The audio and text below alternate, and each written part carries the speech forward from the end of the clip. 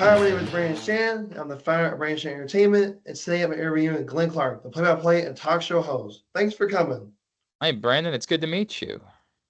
I appreciate you taking the time out of your busy schedule to join me. I'm really happy to do it. Thank you. I have a few questions for you. Well, shoot, what you got? What is your favorite topic to talk about on your talk show? Favorite topic to talk about? I like talking about life more than I like talking about sports, Brandon. I like telling stories about. I got a 10-year-old and an 8-year-old son, and they annoy me to no end, and they get on my last nerve. Last night, my 10-year-old snuck a computer. I heard noises. And I snuck he had snuck his computer in to play Minecraft in his bed at like midnight, and I was furious and I was beside myself, but I enjoy talking with listeners about I'm not alone, right? Like in that moment I feel like I'm a terrible parent and I feel like what am I doing wrong and why does he not respect me? And then I appreciate when other people tell their own stories. So, look, I love talking about the Ravens and we like talking about the Orioles here because we're in Baltimore, but I really like talking about life and telling stories like that. It's So, what makes it your favorite topic? what makes it my favorite topic. I just think that it's relatable. I think the best thing that we do in radio, in media in general, is find common ground. Brandon, so much of media is so divisive these days, and whenever you get into politics and things like everybody's got their own very strongly held opinions. And I feel like the best things that we do are where we find ways to bring people together and find topics that everyone wants to talk about and everyone or the largest group of people possible has stories to tell and can be entertained and informed by it. How did you prepare to broadcast the men's lacrosse USA team? Oh man, we've got a big event this weekend with USA Lacrosse. We've got the national team taking on Canada and Puerto Rico and the Haudenosaunee. And it's always very intense for me because that's a very passionate audience. These are the best lacrosse players in the world, and the people who are into it are really into it and really know the sport. So this week I was just joking with some of my staff here, like that I am stressed. Like I am stressed, making sure that I am prepared and I know exactly what I'm talking about and that I don't sound like an idiot when I get there and I don't know someone's backstory or something that makes them interesting. So there's nothing that can make up for that. You can be really good. You can be an orator. You can have a strong delivery, but you can't make up for knowledge. And when you're a broadcaster, I don't mean this. You're in a way the voice of God. Your saying needs to be factual. You need to be presenting that. And so the only way that you can really do that best is to be fully prepared and spend a lot of time studying. And now, how does your process compare to when you first started? That's a good question, Brandon. When I first started, I thought that I was just charming and talented enough that whatever I said, people were going to find compelling. And so I don't know that when I started, I felt as much of the need to study and prep the way that I do. I was a talk show host before I was a play-by-play voice, and I was always gregarious. I was always outgoing, and so I always thought that I can kill time in a broadcast by just telling stories and having fun. But and I still want to do some of that. You always want to tell stories and have fun, but you can't make up for information, like sharing information. And so that's grown for me. I'm way better at that now than I was when I first got into this. What sport would you absolutely not trust yourself to call? Hmm. I tried calling horse racing once at Pimlico. They brought me over to call a horse race, and I was awful at it. Like I grew up around horse racing. We're in Baltimore, so I went to the Preakness every year.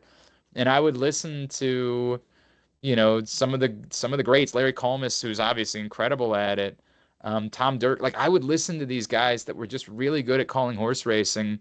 And I don't know, I guess I thought like osmosis, I would, because I'd watched horse racing so much that I would understand the cadence and how to do it.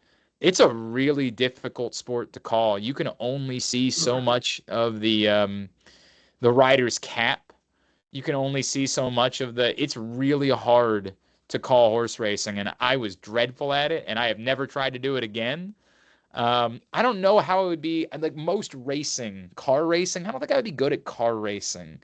Um, I, I, I, I, I've tried. I did track and field once, and I don't know.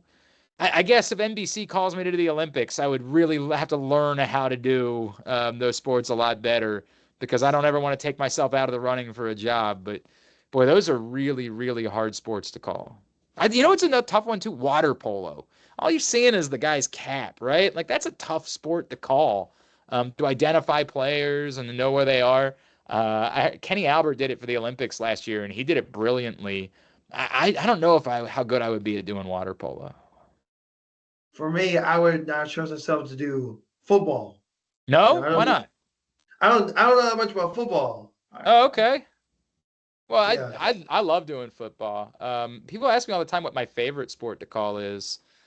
Like broadcasters always say baseball's their favorite sport to call because everything's right in front of you, right? Like nothing's happening away from it's right there.